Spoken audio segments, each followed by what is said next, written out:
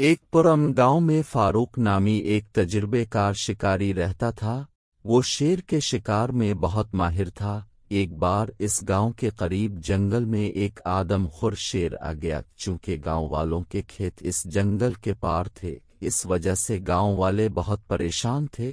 گاؤں کے چودھری نے فیصلہ کیا کہ جو بھی اس شیر کو مار دے گا اسے 5 لاکھ روپے انعام دیا جائے گا۔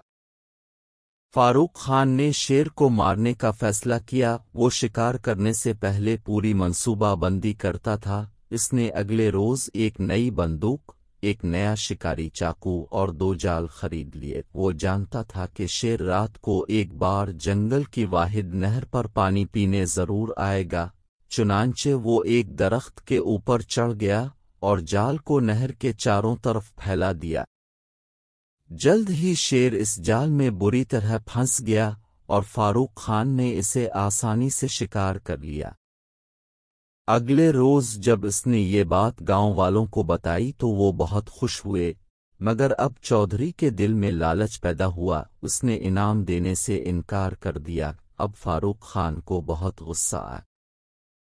کچھ روز سے چودھری کے گاجر کے کھیت میں ایک خرگوش آ گیا تھا۔ وہ لاکھ کوشش کے باوجود بھی اسے کھیت سے بھگا نہیں پا رہا تھا، کیونکہ ادھر وہ اسے بھگتا ادھر فاروق خان اسے اپنے شکاری طریقوں سے واپس کھیت میں جانے پر مجبور کر دیتا تھا۔ جلد ہی چودھری کا سارا کھیت برباد ہو گیا۔ اب وہ بہت پریشان ہوا اور فاروق خان سے مدد لینے کے بارے میں سوچا، مگر فاروق خان نے اس کی ایک نہ سنی۔ اس سے کہا، پہلے تم میرے پچھلے 5 لاکھ اور اس خرگوش کو مارنے کے 2 لاکھ پیشگی دو۔